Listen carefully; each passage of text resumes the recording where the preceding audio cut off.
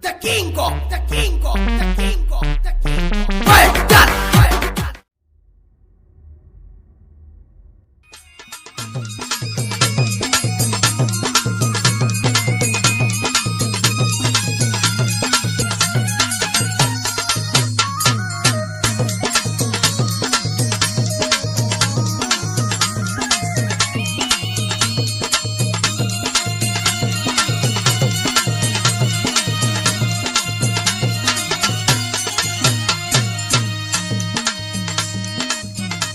अरे ये दादा दादा खाली दादा दादा कोई के ससुरा हमार माथा जनगाई दियो का बोलो जरा बोलो तो।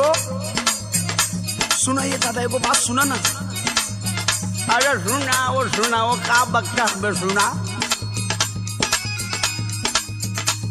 बनाओ तनी खैनी सुन बुढ़ऊ दादा हो बनाओ तनी खैनी।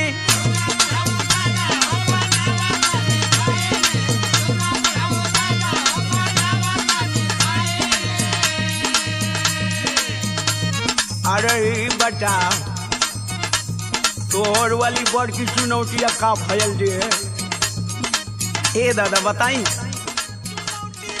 धैले बाबे चैनी बनाव तनी खैनी।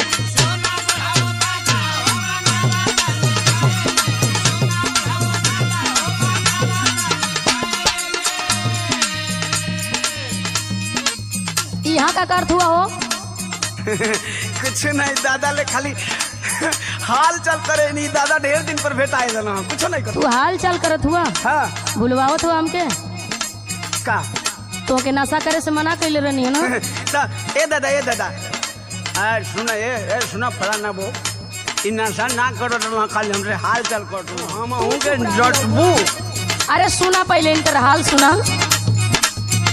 सुना बिगाड़ लिखले दासा करही में नशा हो बिगाड़ लिखले दासा।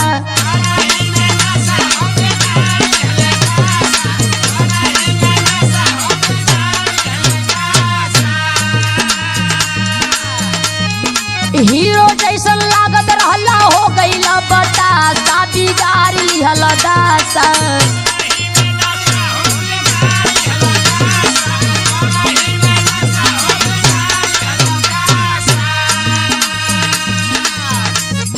आशीर्वाद की मम्मी एगो मजबूरी बताई। अब भूलवा मत हमके। सुनू का सुनाओ तो बोला। आदत धराई दिहले साथे के संगतिया। अच्छा ये कैसन आदत है जवन छूट ना सकत है?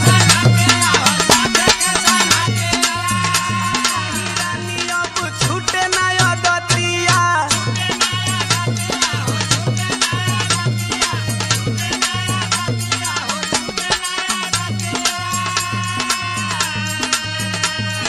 दारू गांजा बिना अबे दिन हम भइनी बनाव तनी खैनी।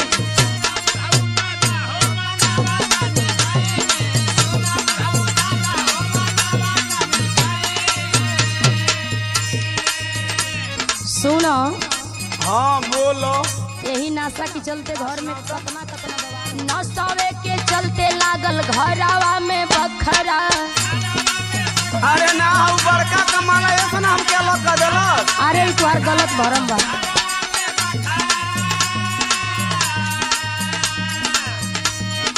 पी के पड़ोस में करावेला तू झगड़ा। अरे हाँ और सौरम खूब झगड़ा होना हो।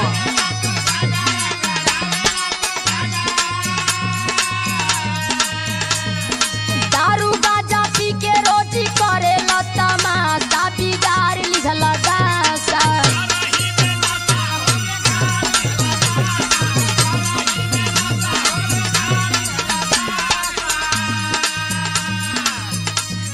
एगो बात कही। बोला। देख तू सही कहत अली लेकिन आज भरे को हमार बात मान ले। कौन बात तहर मानी हो? सुनो सुनावा। आज भर खाए दरानी खाके कहीं क्रिया।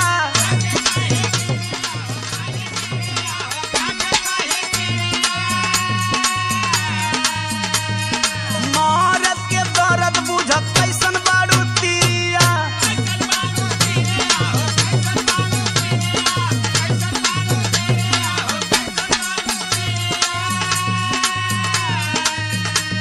तो के खूब हम बढ़िया से जाना तनी। का? तू का हुआ या का करेला? अरे सुन, भरोसा कर। अरे कतनी बार भरोसा कइले बानी। दे सुन, अब ऐसे ना मन भी तो हम तोके बतावो तनी। बतावा। हाथावा दीवानवा तोहरा माथावा पे धइनी तनी खइनी।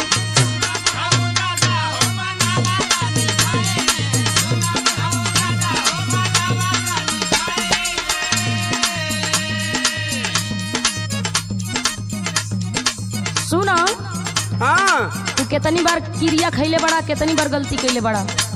अरे अब ना करो। तोहरी बाती में हम ना आवे वाला है। का बोलता? बढ़िया से रहन तोहर जानत बानी हम हो।